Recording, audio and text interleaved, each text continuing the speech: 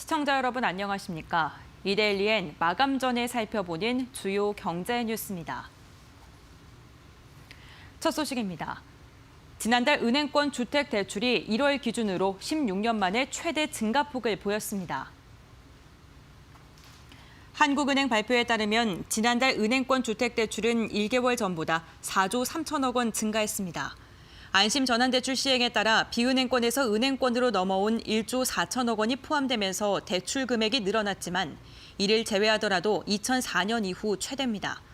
이번 조사에서는 고가주택 매입자금의 대출을 제한한 1216 부동산 대책이 반영되지 않은 것으로 보입니다.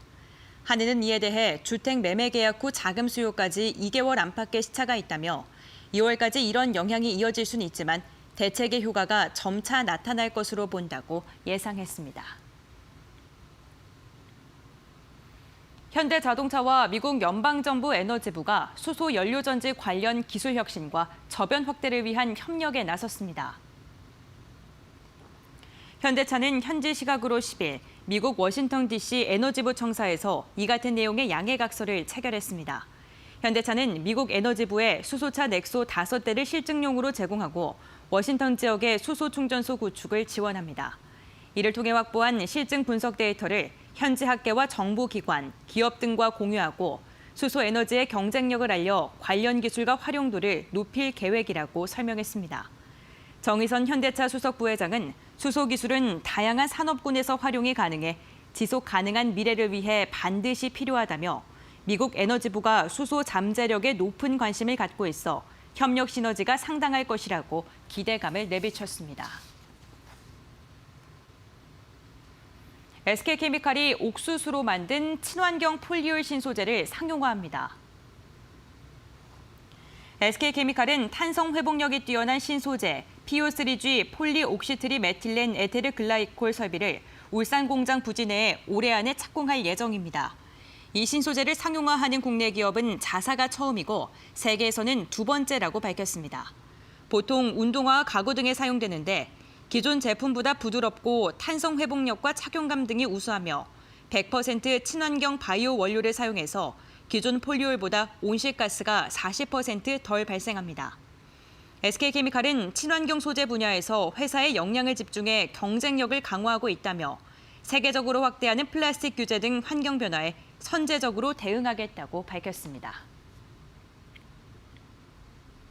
정부가 5G 기반의 디지털 트윈 사업을 본격화합니다. 과학기술정보통신부는 올해 정부 기관, 지자체, 기업 등을 대상으로 5G 기반 디지털 트윈 공공선도 사업 과제를 공모하고 2개의 과제를 선정해 100억 원을 지원할 계획이라고 밝혔습니다. 이 사업은 공공시설물 또는 산업시설물을 대상으로 5세대 이동통신, 디지털 트윈 등 신기술을 적용해 5G 시장 창출을 지원하고 민간 주도 지능정보 서비스 산업을 육성하는 것이 목표입니다.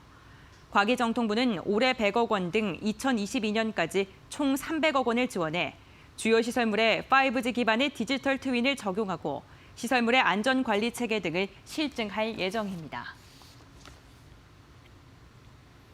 대우조선해양이 리튬 배터리 기반의 에너지 저장 장치를 본격적으로 연구합니다. 대우조선과 한화디펜스는 이를 위해 리튬 배터리 기반 에너지 저장 장치 공동 연구 협약을 체결했습니다. 이 장치는 친환경 선박 기술에 관심이 높아지며 연료전지와 더불어 차세대 선박 에너지원으로 각광받는다고 회사 측은 설명했습니다. 양사는 선박 내 발전기와 전력 부하를 최적의 상태로 제어할 수 있는 제품을 개발할 예정입니다. 이 제품은 선박 운항으로 발생하는 오염물질 배출량을 크게 줄이는 동시에 연료 사용 절감 효과가 기대됩니다. 소비자가 자동차 보험의 보험료 변동을 예측할 수 있게 자동차 보험 원가 지수가 새롭게 공표됩니다. 보험개발원은 오늘 이러한 내용이 담긴 올해 사업 계획을 공개했습니다. 자동차 보험 원가 지수는 수리비와 부품비, 진료비 등 주요 원가의 변동 추이를 소비자가 이해하기 쉽게 지수화해 표시한 것입니다. 필요한 경우 원가 지수를 차량 모델 등급 제도와 연동해 보험료 산출 과정에서도 적정 수준으로 반영될 수 있도록 하는 방안도 함께 검토하고 있습니다. 또 차량 파손 사진을 AI로 인식해 수리비 견적을 내는 AOS 알파를 보험사에 제공해 보상 업무를 지원하도록 할 계획입니다. 만약 이를 활용하면 수리비 청구 기간이 평균 4일에서 1일로 단축될 것으로 예상됩니다. 이어서 이 시각 간추린 뉴스입니다. 내일부터 제조업체가 투자세 공제를 받을 수 있는 청정 생산 설비 범위가 139개로 확대됩니다. 영화 기생충이 올해 제92회 아카데미 시상식에서 작품상을 포함한 4관왕을 차지하면서 기생충 붐이 일고 있습니다. 현지 시각 10일 북미 배급사 네오는 상영 관수를 1,060개에서 이번 주말 2,000개 이상으로 늘릴 예정이라고 보도했습니다. 정부가 4월부터 한반도를 촬영할 초소형 군집 위성의 개발을 지원합니다. 이번 개발 사업에는 2027년까지 8년간 총 2,133억 원이 투입될 예정입니다.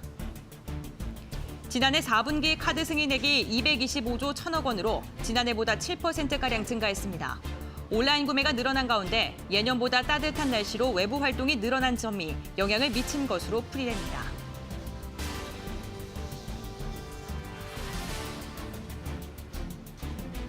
이데일리엔 마감 전에 살펴보는 주요 경제 뉴스 함께 확인해봤습니다.